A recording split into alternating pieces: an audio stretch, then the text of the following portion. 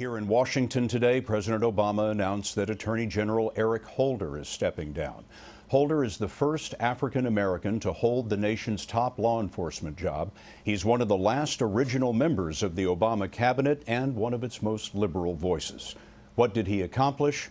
Here's Chief White House correspondent Major Garrett.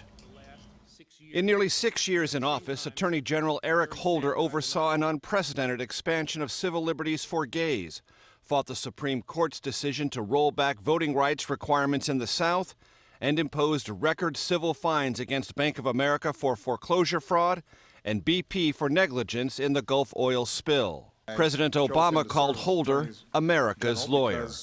He believes, as I do, that justice is not just an abstract theory. It's a living and breathing principle.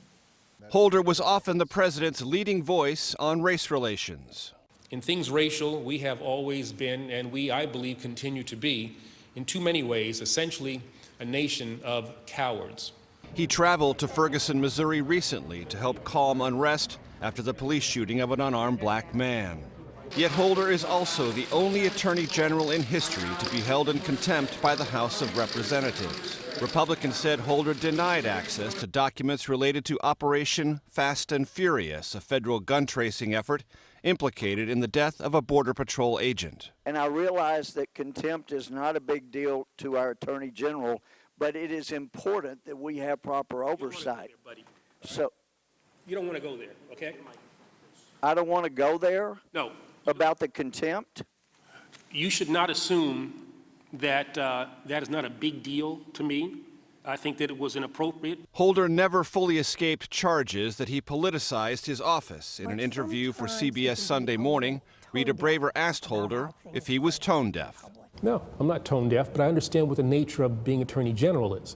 I don't have the same latitude that other politicians might have to put my finger up to the wind and figure out what's going to be popular. Officials tell us Holder's replacement will not be named for at least a week. Scott, leading contenders include the Solicitor General Donald Verrilli, Preet Bharara, the U.S. Attorney for the Southern District of New York, and Jenny Durkin, United States' first openly gay U.S. Attorney who just stepped down from that post in the Western District of Washington State. Major Garrett at the White House tonight. Major, thanks very much.